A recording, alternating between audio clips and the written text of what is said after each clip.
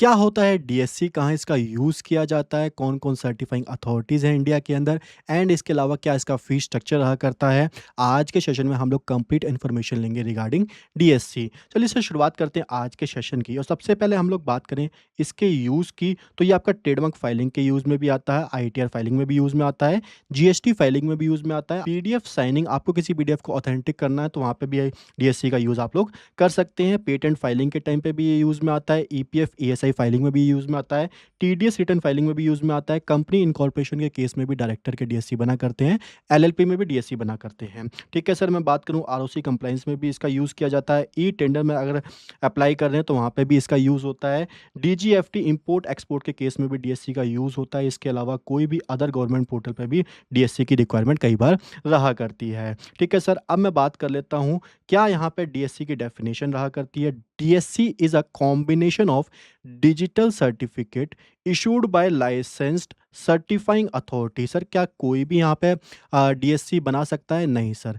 India के अंदर certifying authority यहाँ पे प्रिस्क्राइब करी गई हैं। सर वो सर्टिफाइंग अथॉरिटी कौन-सी होती हैं? ये वाली होती हैं, सेफ स्क्रिप्ट हो गई, ई-मुद्रा हो गई, पेंटा साइन हो गई, आईडी साइन हो गई। ऐसे ही यहाँ पे 8 से 10 सर्टिफाइंग अथॉरिटी जो है वो यहाँ पे प्रिस्क्राइब करी गई हैं। ठीक है सर, मैं बात करूँ इसके बाद इसका यूज़ क्या रहता है? तो used whenever a user sign a form online on various portal including ऊपर मैंने बता दिया है एमसीए पे, जीएसटी पे, ITR, trademark and many other government and private platform पे इसका जो है यूज़ रहा करता है। सर ई सिग्नेचर क्या रहा करता है? कैसे ये डिफ़र होता है? ई सिग्नेचर आपका सिंपली इलेक्ट्रॉनिक वे में सिग्नेचर होता है, ठीक है? ये आपका ई सिग्नेचर हो जाता है और डीएससी आपका सर्टिफ़ाई होता है, आधार, पैन वहाँ पे डॉक्यूमेंट अपलोड होते हैं, वीडियो वेरिफ़िकेशन होती है, तब आपका डीएससी जो है वो कंप्लीट हुआ करता है।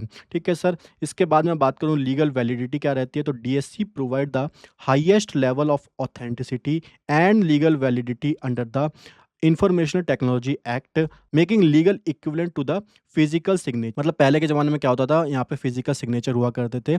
उसका मतलब होता था कि वो पर्सन है उसने यहाँ पे डिक्लेरेशन दी है या फिर अलाउ किया है, बट आज के टाइम पे उसी को यहाँ पे डिजिटल फॉर्म में कन्वर्ट कर दिया गया है और उसी को यहाँ पे डिजिटल सिग्नेचर सर्टिफिकेट का नाम दिया गया है। ठीक है सर, होप सो आप लोगों को ये चीज़ समझ में आ चुकी होंगी। अब हम लोग थोड़ी सी बात कर लेते हैं सर्टिफाइंग अथॉरिटी की। तो लाइसेंस्ड अथॉरिटीज़ हुआ करती हैं।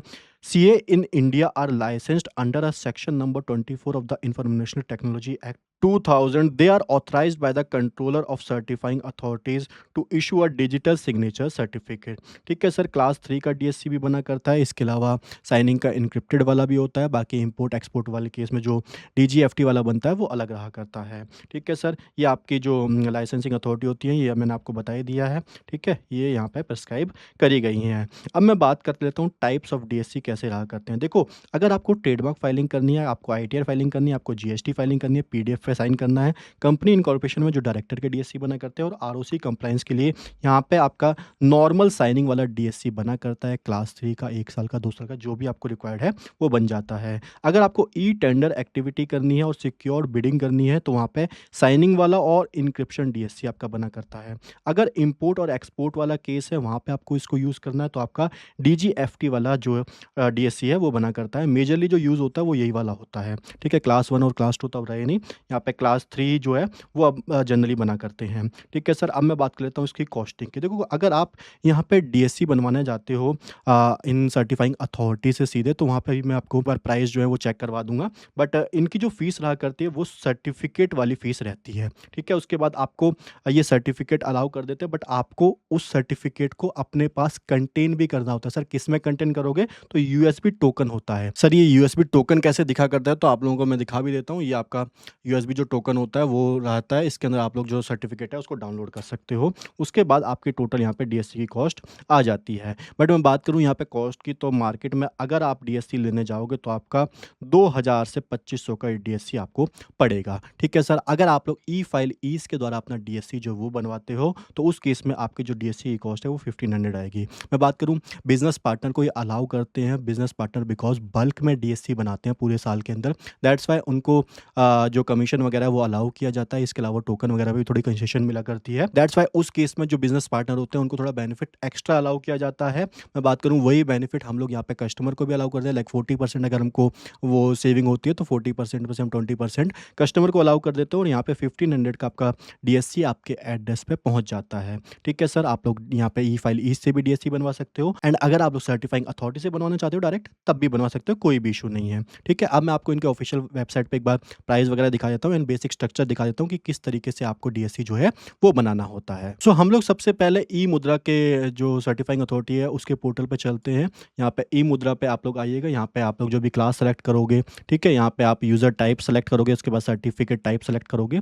सो आप लोग यहाँ पे देख सकते हो सर, यहाँ पे भी 1500 ही आ रहा है। सर ये 1500 खाली सर्टिफिकेट का प्राइस है, इसके अंदर टोकन वाला जो अमाउंट है वो इन्वॉल्व नहीं है। ठीक है, एक बार मैं आपको प्राइसिंग भी दिखा देता हूँ, आप लोग यहाँ पे देख सकते हो। क्लास 3 का 1 ईयर का यहाँ पे 1350 का है, उसके बाद क्लास 3 का 2 ईयर का ये 1500 का है, ये खाली सर्टिफिकेट का अमाउंट है। ठीक है, इसके अलावा कोई भी एडिशनल सर्विस चाहिए तो यहाँ पे ईमेल सपोर्ट के लिए, डाउनलोडिंग असिस्टेंस के लिए यहाँ पे आपको 500 का अमाउंट एक्स्ट्रा पे करना पड़ेगा। इसके अलावा टोकन का अमाउंट आप लोग देख सकते हो, ये आपका 600 का रहता है। तो मैंने आपको वही बताया था 2000 से 2500 के बीच में ये आपको पड़ जाता है। अब मैं आपको एक बार पेंटा साइन का भी दिखा देता हूँ, यहाँ पे आप लोग आइएगा।